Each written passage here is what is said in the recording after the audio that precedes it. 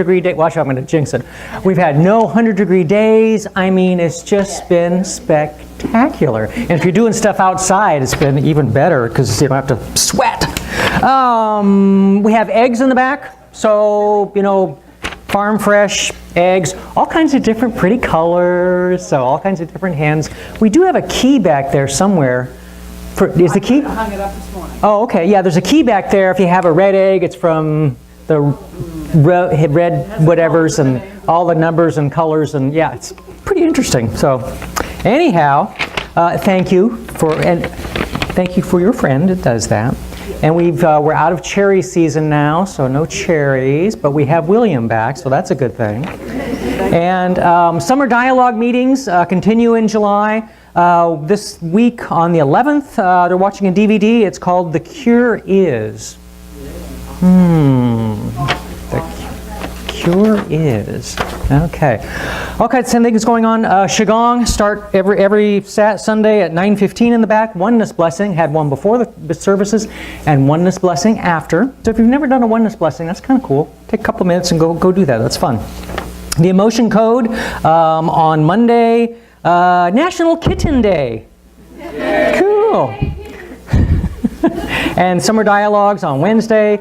Letting Go with Janice on Thursday. Huh? How do I do that? How did I do that? Oh yeah, yeah. It's like, okay, I gotta do it. Sorry.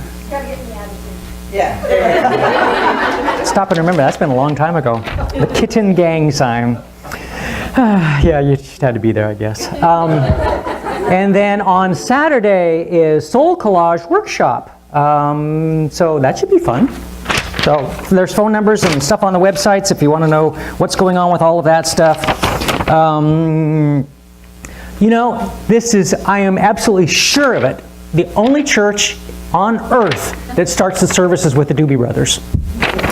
And I'm probably one of the very few pastors that wears shorts in the summertime. And sandals. The Doobie family, right? The Doobie family? I'm sure that's the Doobie family. I don't know, you know, that takes on a connotation that I care not to remember. Hey, nobody's disputed us, Phil, so we're good. Okay, good. And they would have a chance on YouTube, so there you go. Yeah. Okay, more alternative cuss words. This is really good stuff. Okay, yeah, this is what you come to church for, right? Yeah. Okay, more of I'm not having it. Great Googly Moogly, Great Caesar's Ghost, Jeez Louise, Mother Francis, Judas Priest, Kiss My Grits, Heavens to Betsy, Bolshevik, what the what? What the devil? Raza, Fraza, whatever. Jumpin' Jehoshaphat's, Booger Snot, Fart Knocker. Who says that?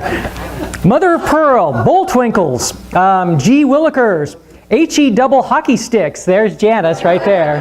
That's the one she uses. I'll guarantee you, when she really like stubs her toe or doesn't, she doesn't do that one usually. So, if she has a moment to think about it, she will. But Farfignugan, shut the front door and suck eggs. Good stuff. Good stuff.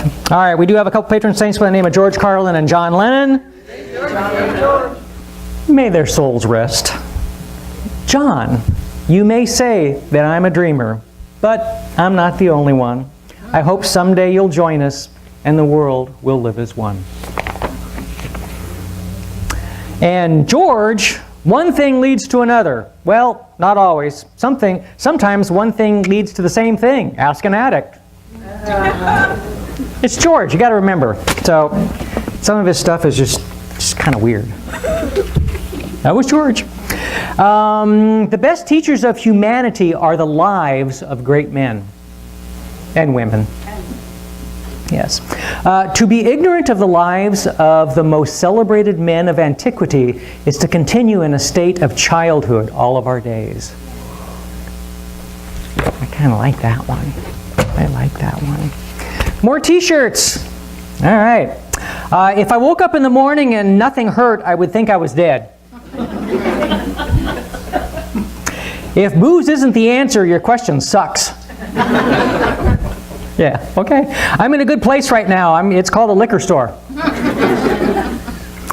Nurses, we can't fix stupid, but we can sedate it. I'm outdoorsy. I drink my wine on the patio. And you couldn't handle me even if I came with instructions. Ew. There you go. Things that make you go, Anyone who can handle a needle convincingly can make us see a thread which is not there. Think about that one for a second. The people who are most bigoted are the people who have no convictions at all. Interesting. To a great experience, one thing is essential: in experiencing nature. It is not enough to have the opportunity, it is essential to feel it. And Dr. Samuel Johnson said, life is not long, and too much of it must not pass in idle deliberation, how it shall be spent. So, in other words, just do it. Just do it.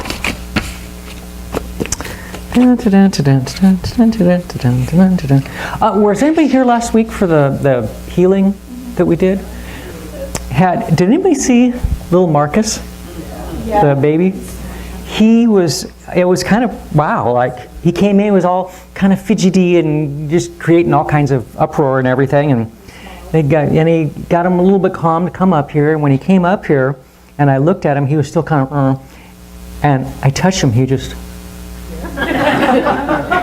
looked at me, and he looked at my hand and was holding my hand and just staring. It's like, wow. And she gave him back, and he just kind of went. And a couple minutes later, he was out. Slept the rest of the time. So that was fun. One of the Bond girls appearing in the 1981 film For Your Eyes Only is a transsexual. She is listed in the credits as Girl at Pool. Actress Sharon Stone's first role in a feature film was a cameo in Woody Allen's 1980 comedy Stardust Memories. She is credited only as Pretty Girl on the Train. So, ta-da! Okay. I didn't know if my grandmother had learned her colors yet, so I decided, granddaughter had learned her colors yet, so I decided to test her. I would point out something and ask what color it was. She would tell me and was always correct. It was fun for me. So I continued. At last she headed for the door saying, "Grandma, I think you should try to figure out some of this for yourself."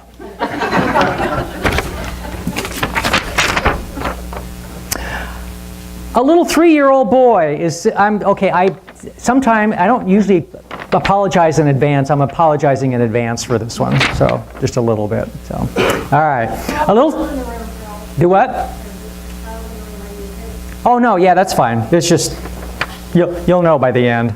A little 3-year-old is sitting on the toilet. His mother thinks he's been there for way too long, and she has to go up and see what's up. The little boy is sitting on the toilet reading a book. But every 10 seconds or so, he puts the book down, grips onto the toilet seat with his left hand, and hits himself on top of the head with his right hand. His mother says, "Billy, are you all right? You've been in there for a while." Billy says, "I'm fine, Mommy. I just haven't gone duty yet." Mother says, "Okay, you can stay here a few more minutes, but Billy, why are you hitting yourself on the head?" And he says, "Well, it works for ketchup." I told you, I warned you. I know, I deserve an eye roll on that one.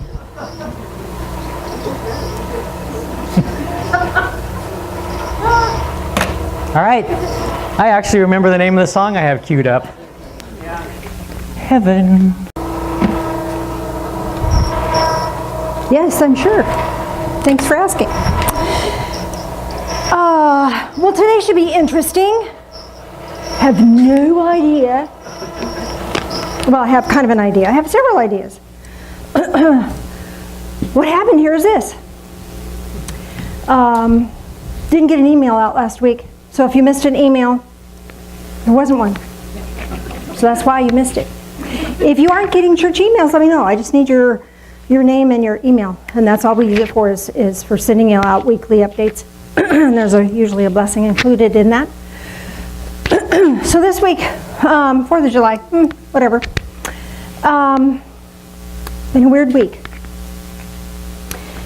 So was here, I don't remember what day I was here. And Jenny said, so what do I put on the board? What am I going to put on the board for what we're going to study? Sunday, what we're going to talk about. I said, I don't know. Let me ask. So a few minutes later, I said, oh, I've got it. It was dreams, visions, and inspirations. And it was like, I have no idea what I'm going to say about that, but that's what came through. So all week I was like, okay, dreams, I get that. When we talk about dreams, I've talked about dreams here before, and manifesting, and visions, and how to vision, and inspiration. We've talked a little bit about that. So what else do I need to know about that?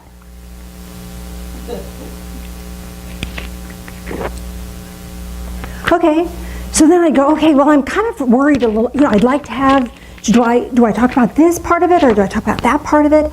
And it was like, just trust me, we'll be okay. What? I don't like that. I want to know. So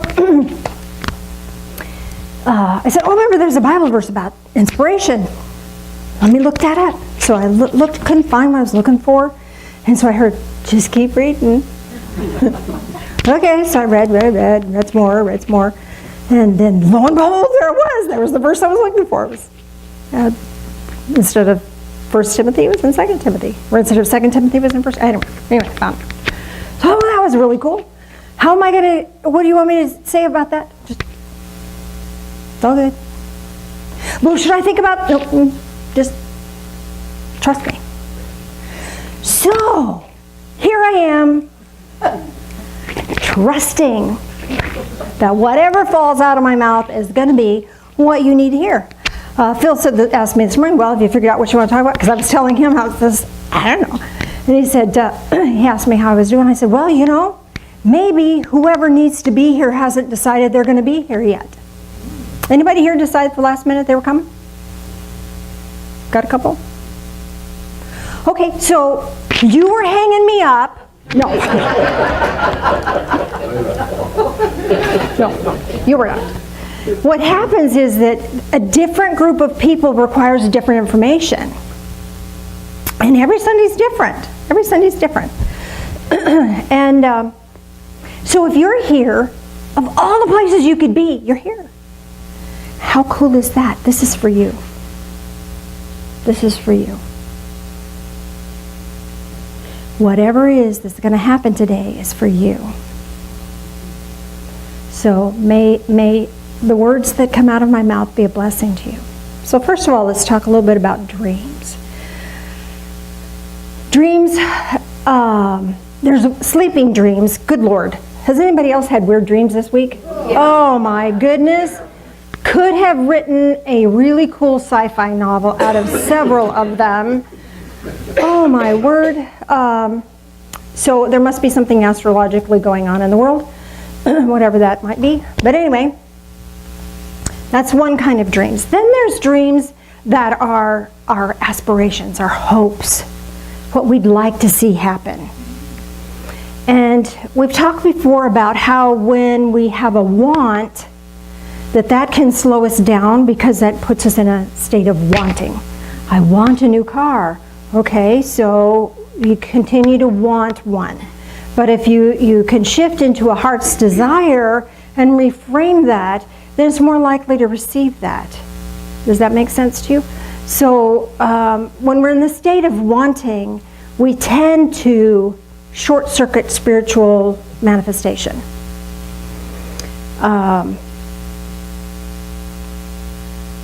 Like, Wendy, I was saying something, I don't remember what it was, but it was in the whiny, needy, wanty thing. And it was something about, I need a new washer. Guess what happened to that washer? It stopped. So instead of just lumbering along and being an inconvenience, it just stopped. So I needed a washer. It manifested, the words out of my mouth manifested clearly.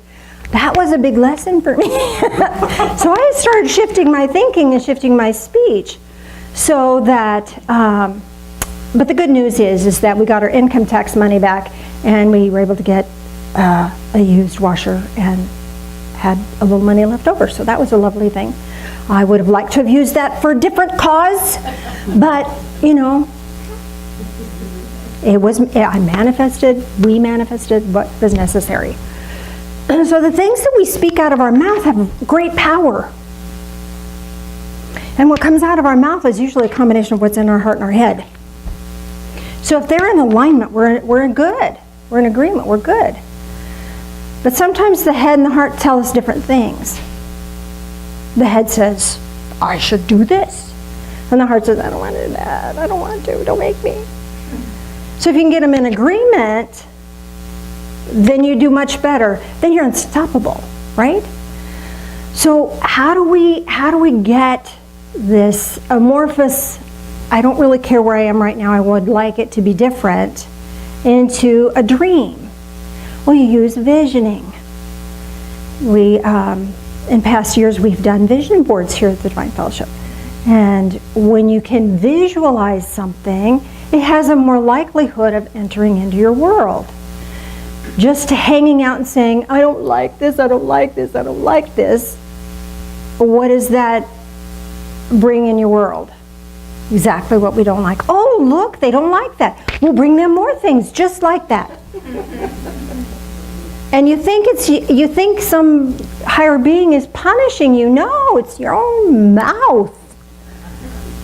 It's your own thinking, your own heart space. So we shift the heart space, and the brain comes on board and finds a way. They work together really, really well. If you leave your brain to itself, it will drive us nuts. It'll tell you what you should do, what you shouldn't do, what's got to be, has to do this. It's all judgment. And it'll have monkey mind, drive you nuts. But if it's aligned with your heart space, if your heart space says, what I really like to see happen here is this, then the brain goes, okay, how can I make that happen? Well, I could do that. I could do this. I could do this first. I could do that over there. It'll find a way. The brain will find a way when the heart's locked and loaded. And the heart gets locked and loaded when we have a vision, when we can see it in our head. Now here's the problem with that. When we have a vision in our head, sometimes it goes, it has to be this. And it's only this. I can't look at anything different than that. That's only can be this. When, in fact, that's not going to make us happy. Our soul and our spirit knows this is not going to make you happy. But what will make you happy looks a little like this, but a whole lot more like that. So Phil and I were talking years ago. We said, oh, we'll have a cabin in the woods someday. Someday we'll have a cabin in the woods. Someday we'll have a cabin in the woods. And there's always someday, someday, someday. But that was something that our heart desired. And lo and behold, we were sitting out on our deck the other day. This is several years ago. And we went, we have it. Big pine trees in the backyard. There's a whole little forest there. There's pine trees in the front. We have our cabin in the woods. And it's really close to shopping. Win-win. And a working restroom, yes. So it didn't look anything like we had expected it to. It was better. When we have expectations about what it should be, we just limit spirit, put it in a box, slam that lid on it, and we're done. So when we can say, here's what I'd like it to look like. Now when I say that, what I'm really asking you to do is vision what it feels like. What does it feel like? What is your experience of that? Is your experience of that, oh, I really want to take this trip and I want to go to Greece and it's got to look like that and it's got to be a certain way. Well, what does that feel like? Maybe you could have that same feeling in a different trip. Maybe the door to Greece is not open to you, but maybe something else comes up and this same feeling is manifested. But when we can get out of the way of the expectations, that's the kicker. That's the challenge for us. So when we talk about visioning, it's not just the visual and having a sight of our sight set on something, but it's having our experience ready for that. So what do you want that to feel like? Well, I'm not sure. Well, what feeling feels good? What are you thinking? What are you feeling? We don't know. Because we're too fixated on it's got to look a certain way. I won't be happy until. Hate to tell you, happy happens. Happy happens right now. And when we can bring that feeling into our being right now, then the expression of that in its fulfillment can come to us. The happy happenings are now. Bring the happy in now. Experience that happy now. Find the gratitude in the happy now, and then what is awesomely best for you will manifest. And that's where inspiration comes in. Follow me on this one. This is a little side trip here.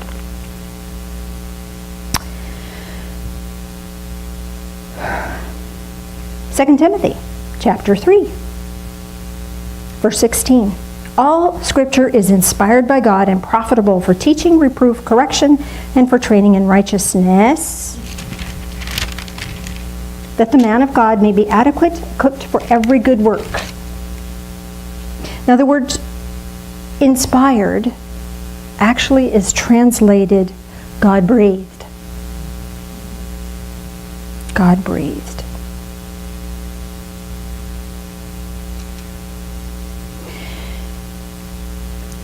Hold that thought.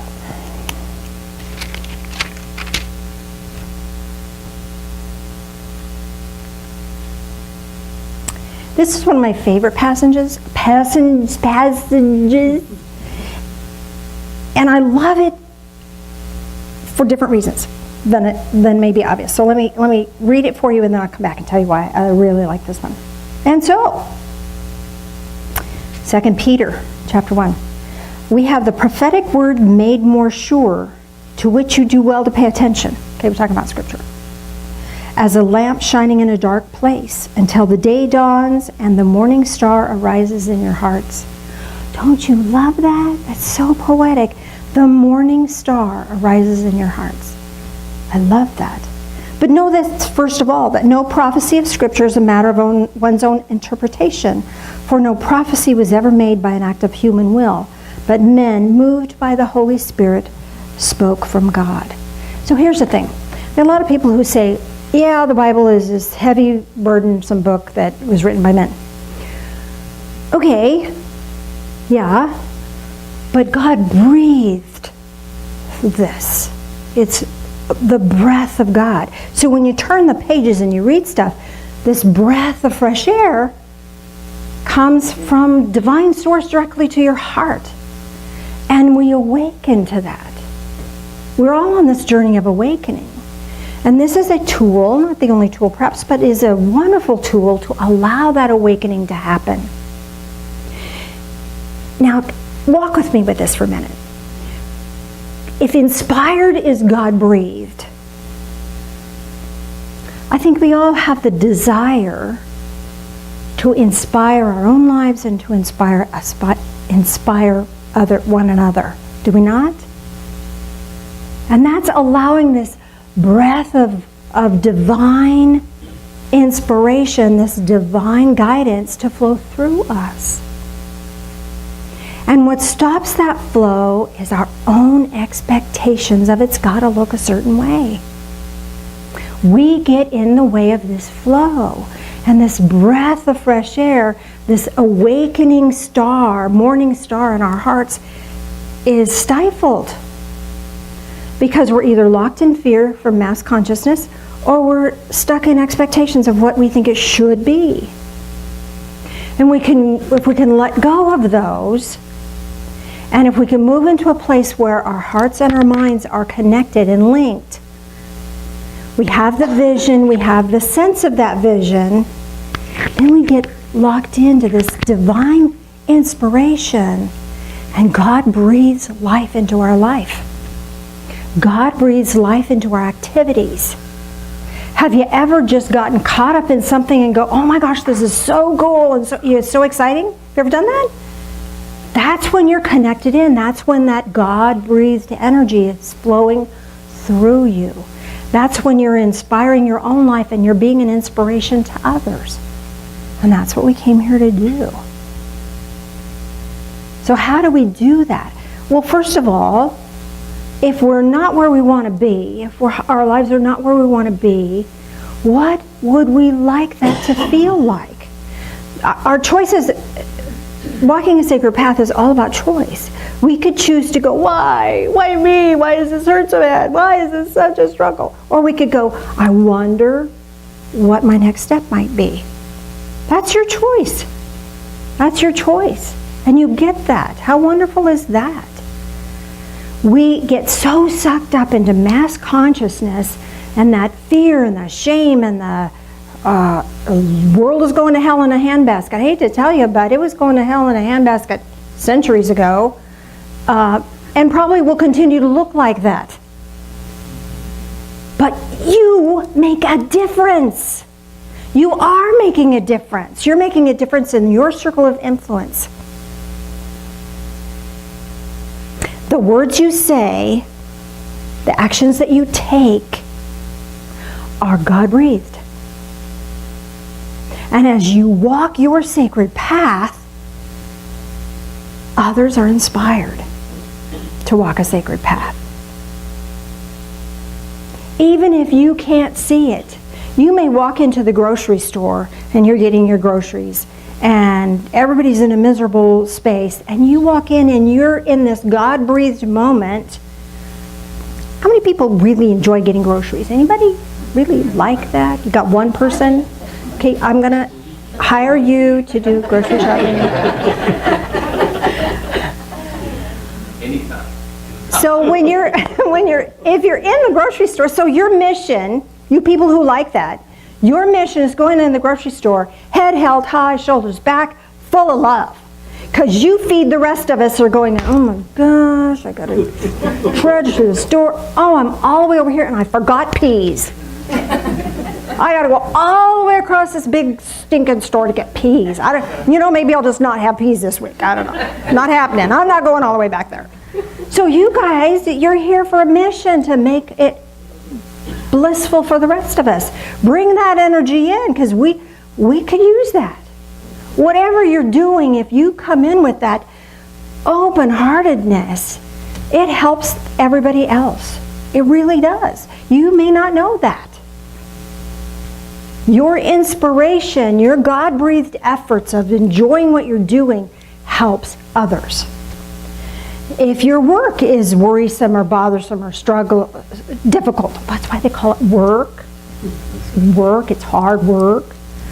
Work. You really old people will know what that means, but young people aren't going to get that one. Maynard G. Cribs, I'll just say that much and we're done with that one. So if you're struggling at work, what's the feeling you want to have? Here's the deal. Had a boss that was just, oh my goodness.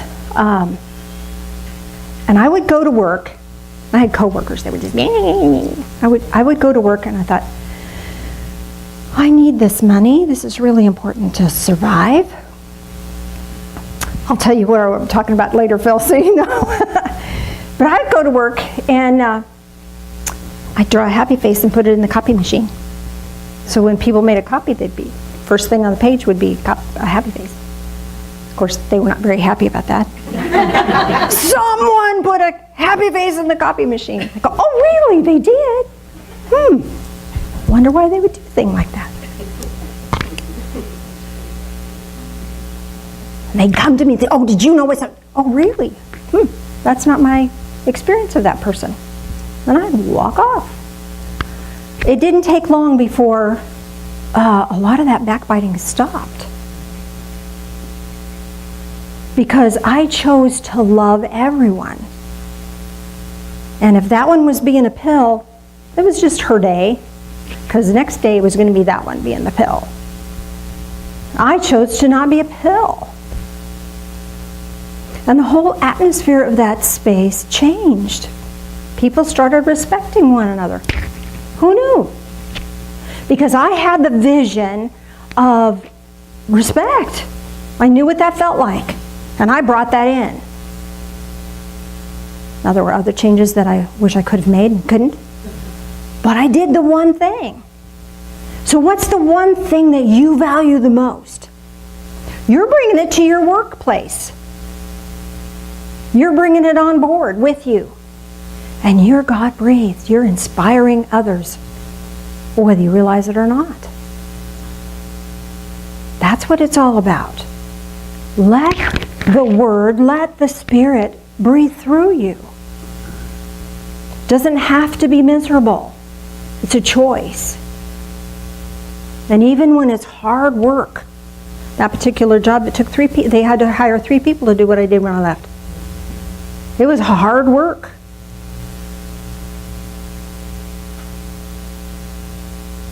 And I loved it. And when I left, I cried. Because I had learned to love every one of those pills. And they loved me too. Whatever you're doing in your world right now, whatever you're holding in your heart space, whatever you value, Spirit, Divine Source is using you to breathe that into the world. What are you breathing into the world? And you get to choose what that is. If it's diligent, getting things done correctly, you're bringing diligence into the world. If it's joy, bring joy. If it's kindness and compassion, bring kindness and compassion. Now what if you're not working? Maybe you're retired, or maybe you're a stay-at-home mom or something. What are you bringing into your family? What are you bringing into your circle of influence? None of us are an island. None of us are an island. We are connected. We're connected to one another. And the intent of your heart, that Spirit within, is going to find a way. So honor what's in your heart space. Honor what you find of value. And your mind will find a way to implement it. And Spirit will breathe it through you. And maybe you don't know how that's supposed to look. The morning star hasn't risen yet. There hasn't been the awakening yet. What do you value most? It's already yours. If your feelings are getting hurt by outside external circumstances, what is that about? Maybe there's a tenderness or a compassion within you that it hurts to see the sorrow and pain in the world. Well, instead of looking at the sorrow and pain in the world, look at the compassion within and amplify that. Allow that to be amplified through you. Doesn't mean the world isn't suffering and hurting. But what it does mean is that you are bringing this element, whatever your element is, you're bringing it in, and it's being inspiring to others through your energy, through your intent, through your willingness. So let's do a guided meditation, shall we?